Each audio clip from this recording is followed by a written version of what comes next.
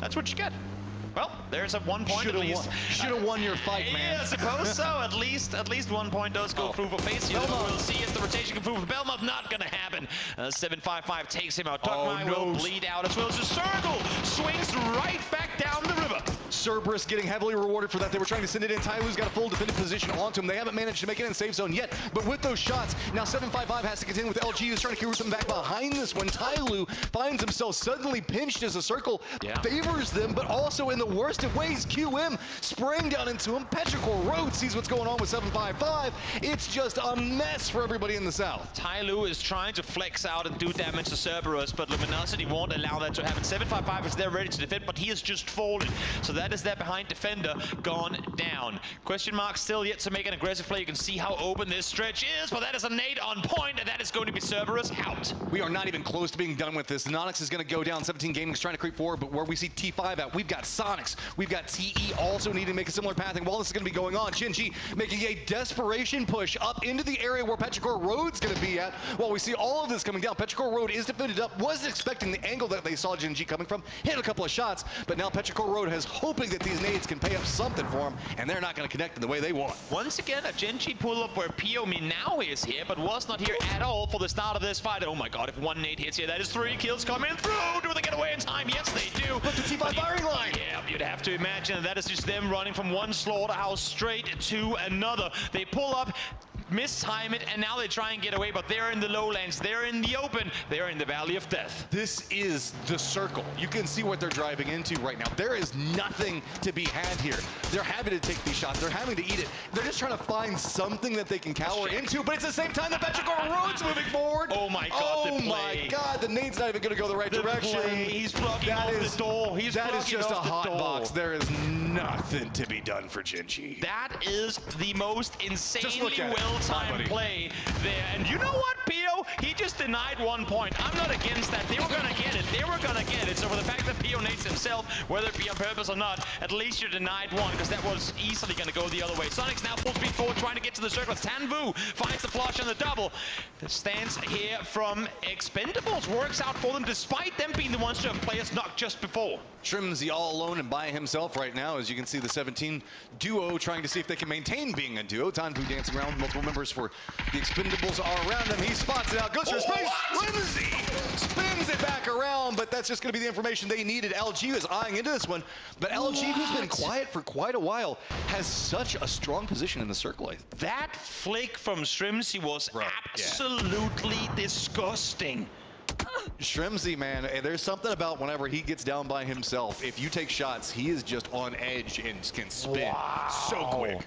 Tanvu dies because of it too. I feel like even though I have him on my fantasy team, that is a well-rewarded point going Shrimsy's way. What a reaction. What a great transfer in that one from Shrimsy. Circle back towards the north we go. We are bouncing back and forth all the time here, and can't really fault teams trying to commit to a side because we just continue going back and forth. Let's talk about the circle for a second, because it's terrible. T5 has a high ground compound looking into a very open creek bed and a fortified position that everybody else now has to push into. And how did they get that again? Emergency pickup right down the middle. So last game they got top 3 of emergency pickup in their way into what turned out to be a chaotic compound. This time around they beat Petrichor to it by literally a second and a half, and now get to reap the rewards. And now who's on the opposing side of that creek? Oh, it's going to be Petrichor. This is the circle. How do you move into T5's sightlines? The only problem with it is T5 is kind of committed in. They're worried about what's going on with 17, with the Expendables, so their eyes are a lot closer focused right now. So if QM is wanting to do anything with Petrichor Road, well, I was going to say they had the opportunity. Petrichor Road's not even going to allow it. They're just going to move over to here, but this is not the best. But as open and as difficult as these sort of areas look, it's always so fun, because I've never seen a Takeo ending go down towards this river. It's always amazing to see players make the most of something that we kind of deem as being nothing. There are still dips. There are still micro ridge lines that you can use if you're good enough. And that is exactly what these players are. Xiaobei, well, he takes the head off of Duck Shoes as Expendables are eliminated. A very important thing to note is there is like a weird pathing that goes down this hillside, as if we were to look back up to the right where Petrichor Road is from this perspective, there's like kind of similar to what we're looking at now, right? There's a drop off of about 5 feet that a player can technically cling to the safety of for now. And that's one of the reasons why what's going on over here with Petrichor Road and QM is so important. LG's taking shots at a QM. Once QM is gone, this becomes a hillside fight, clinging and trying to avoid what's happening with T5. Petrichor set up early. They wanted to cross, knowing that they had question marks behind, and that's why they parked the cars the way they did. You would imagine when they came, oh my god, they have mortars too. Oh god. Wait, who has mortars too? I'm looking at the mortars go down towards Petrichor, but I'm not seeing where they're coming from. I had to take a wild guess, it has to be Therodon 5. They were the mortar gods of yesterday's game. Or LG in their position. They might have some vision on it. Regardless, this is a brutal timing to get mortars flying, and you're seeing the explosions continue as more of the map is starting to be torn to pieces by the artillery barrages. 17 Gaming now looking in. QM trying to make some more of their rotation. They do get to that wall, but that's going to be it. We're looking at contained fights mostly between QM and Petrichor Road, as well as 17 and LG. Nobody else really getting too involved, as they don't want to step into T5 sightline. Exactly. Best of luck should be able to get the rest up to 1. And, I mean, both Adusi and Filfirst are inside the circle. So a good thing for them is no one is in a spot from where they can flush him.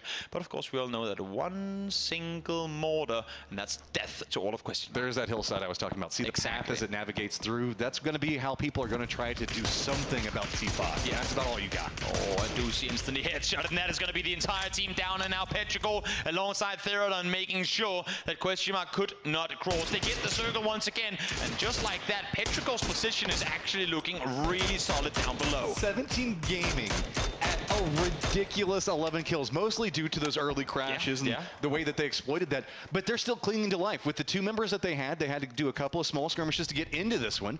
So it looks like that nade is going to come close, but it is going to be enough to at least shoo them away from it. They're dead. Oh, follow-up nade hits, and now we're going to get the hillside firefight. It is going to be LG, T5, and Petrichor Road is, I mean, T5, man, they're so comfy cozy. Really good nade adjustment from Kickstart there as well. Loves the first one over at where he assumes that they are. Second one, even though he doesn't see them at all or knows whether or not it connects, sends it a bit further towards the right, because you know that that would be the direction they would have run in to try and adjust. So nice read by Kick as they try to maneuver their way further in. I want to point out that the compound that we see T5 playing from, it has a flat section into it before it leads down into that dip. That's one of the reasons why we haven't seen them be too aggressive, because if they step up, they're technically moving into Petrichor Road sightlines. LG's sightlines is, look, see how you can't really step out and look down? It's very hard to profile into this. It's very hard for Therodon to get off of this ridgeline and take a fight without being fully exposed to the opponents, no doubt about it. Oh, Snakers, that's a helmet gone for Chewy, no doubt about that one either, as he's unfortunately the isolated player for the team, should be completely done for here. LG actually has a pretty strong pathing that they can use from this. T5 finally realizing the vulnerabilities of their compound. They have the numbers advantage. They're now going to start playing this more aggressive. But that does also mean that they're kind of sweeping in back behind Petrichor Road. Petrichor Road just, let's be honest, in some trouble. Exlift just has nothing that he can do. He's going to be out from this one. Means that it's going to be the LG sight lines down in the lower ground versus T5 still just trying to get a read on exactly how LG is playing this. 4 versus 3. Therodon 5 got themselves a second place in the previous game. They're here in 3 out of 3 matches with emergency pickups, and now they have themselves a shot at winning this one. Luminosity has been brawling their way through this game. Therodon 5 flew in all kinds of comfort and claimed a compound. Helmets, vests should be in the favor of Therodon 5, and so should utility. The northern defensive lines are so key inside. Rosted, you can see taking some shots into Kickstart. LG is having to navigate through this one, but again, they have this weird little pathing that they can use to get kind of close to him, but that just puts them in nade range. Remember, T5 hasn't been in the thick of the fighting. They should still have a very large amount of their utility moving into this firefight, whereas look, LG has been much more open. Exactly. Oh, so smart if he gets away with this. It is smart, but also incredibly risky. If he falls on transition, that is going to be one player down with limited info of what he can feed across. But for now, since he stays put, that is very, very good. He quickly gets the info. Spots 2 on the other side. That nade not far enough. They can't get them over the top of the road. As I say that, they're continuing to get close. Molly not going to go far enough either. A lot of utility being spent here by Therodon 5, but no damage done off of it. Flood has tried to make a similar move to what we saw doing Hasawat doing a moment ago. go, moves down here. He needs to get this out of position, but the rock line just isn't going to let him do it. He's on the outside of this, so he's still going to have to get something. This is just a play of desperation, saying we're backs against the wall. There's nothing we can do. That shift coming out from T5 is so good. Blue Zone Nate's going to come in, and there is just nothing LG can do. They don't have the sight lines for it. No sidelines, and now blinded as well as their rooks are engulfed in the blue. More smoke's being locked on forward. Flashes for days as they're taking the eyes out of the head of Kickstart, trying to really deny any sort of vision. It's all on Flood to try and prevent the entirety of Therodon 5 to move forward, and so far he's applying just enough pressure to force them back, but there should be no way that LG is allowed to get the rest on through. No way they're allowed to fully reset, but it seems like Therodon 5 has pushed back. They know they have the dot. They can wait this one out. They're now starting to go for the res.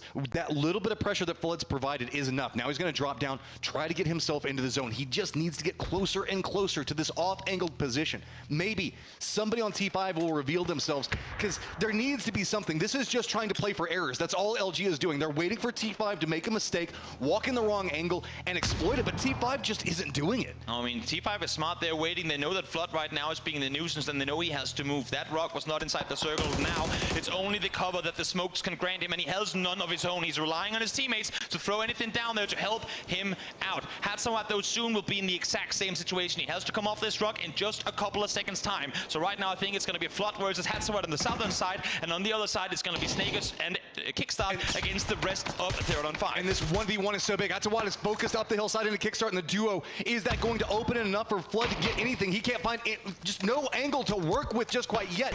But somehow, the duo of LG has managed to fight their way into it. Rusted does manage to get down Flood, but here comes the firefight. Stepping in, Snickers gets it down and the flush onto one, but it comes at a cost of him going down. That is going to be LG eliminated, and T5 finding themselves a chicken dinner. Great win for Therodon 5, making great use of the terrain that they had